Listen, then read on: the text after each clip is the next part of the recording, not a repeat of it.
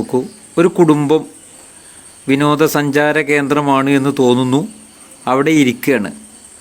ഒരു പ്രശ്നവുമില്ല, മഴ പെയ്യണില്ല, വെള്ളത്തിന് വലിയ ഒഴുക്കില്ല.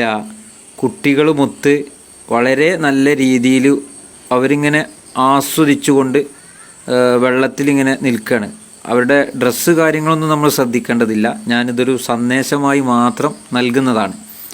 ഏതായാലും ആ ഒരു സമയത്തൊന്നും തന്നെ അവിടെ യാതൊരു വിധത്തിലുള്ള പ്രയാസമില്ല. പെട്ടെന്ന് വെള്ളം വരുന്ന ഒരു കാഴ്ചയാണ്. കണ്ടോ, പെട്ടെന്ന് വെള്ളം വരികയാണ്. എവിടെ നിന്നാണ് ആ വെള്ളം വന്നത് എന്നുള്ളത് യാതൊരു വിധത്തിലുള്ള ഒരറിവില്ല.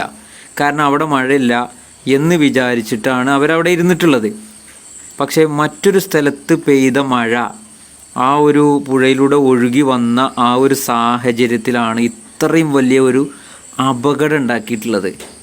നിങ്ങളൊന്ന് ആലോചിച്ച് നോക്കൂ, എന്താണ് അവിടുത്തെ അവസ്ഥ നോക്കൂ. എത്ര ആളുകൾ ഒഴുകിപ്പോയി. അപ്പോൾ നമ്മൾ പ്രതീക്ഷിക്കുന്നത് പോലെ അല്ല കാര്യങ്ങൾ എന്നുള്ള ഒരു സംഭവമാണ് പ്രിയമുള്ളവരെ ഇതിൽ നിന്ന് നമ്മൾ മനസ്സിലാക്കേണ്ടത്.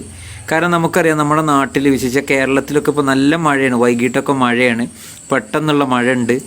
അങ്ങനെ ഉള്ള ഒരു സാഹചര്യത്തിൽ എല്ലാവരും പുഴയിലേക്കും മറ്റുള്ള സ്ഥലങ്ങളിലേക്കും ഒക്കെ പോകുന്നുണ്ട്. നമ്മളെ കുട്ടികൾ പോകുന്നുണ്ട്, നമ്മളറിയാതൊക്കെ പോകുന്നുണ്ട്. അപ്പോൾ പ്രത്യേകം ശ്രദ്ധിക്കുക.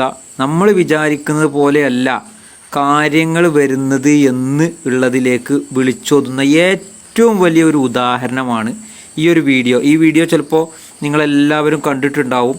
പക്ഷേ ഈ വീഡിയോ കണ്ട സാഹചര്യത്തിൽ ഇങ്ങനെ ഒരു ഓർമ്മപ്പെടുത്തൽ ചെയ്യണമെന്ന് തോന്നിയതിൻ്റെ അടിസ്ഥാനത്തിൽ മാത്രമാണ് ഇതുമായി ബന്ധപ്പെട്ടുള്ള ഒരു വിശദീകരണം കാര്യങ്ങളും കൂടിയിട്ട് നൽകുന്നത്.